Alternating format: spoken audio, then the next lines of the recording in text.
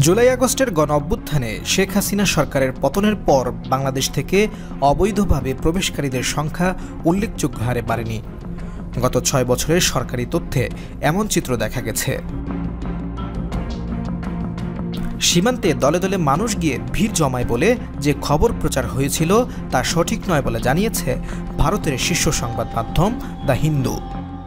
প্রকাশিত সংবাদে বলা হয়েছে, ওই সময় ভারতে প্রবেশ অথবা বাহির হওয়ার ক্ষেত্রে উল্লেখযোগ্য কোনো ঘটনা ঘটেনি।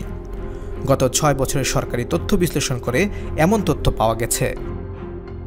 প্রতিবেদনে বলা হয়েছে ৫ আগস্ট থেকে ২৭ নভেম্বর পর্যন্ত আন্তর্জাতিক সীমান্ত থেকে ১৩৯৩ বাংলাদেশিকে আটক করা হয়।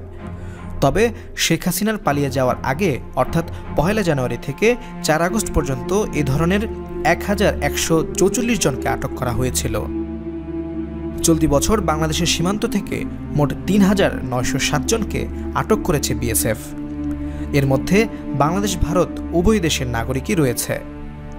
অন্যদিকে ২০২৩ সালে সীমান্ত থেকে মোট ৫,০৯৫ জনকে আটক করেছিল দেশটির সীমান্তরক্ষী বাহিনী, যার মধ্যে ৩,১৯৭ জনই ছিল বাংলাদেশি।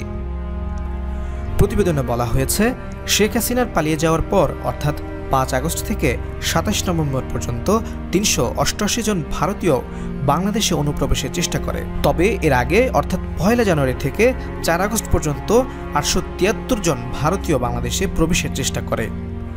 এই পরিসংখ্যানের মাধ্যমে বোঝা যাচ্ছে শেখ হাসিনা সরকারের পতনের পর সীমান্ত দিয়ে দলে দলে ভারতে প্রবেশের চেষ্টা অস্বাভাবিক হারে বেড়ে যায়নি, বরং শেখ হাসিনার সময় ওই সংখ্যক মানুষ এভাবে অবৈধভাবে অনুপ্রবেশের চেষ্টা করত। ২০১৮, ২০১৯, ২০২০, ২০২১ ও ২০২২ সালে সীমান্তে আটককৃত বাংলাদেশিদের সংখ্যা ছিল যথাক্রমে ২,৯৯৫ জন, ২,৪৮০ জন, ৩,২৯৫ জন, ২,৪৫১ ও ৩,০৭৪ জন।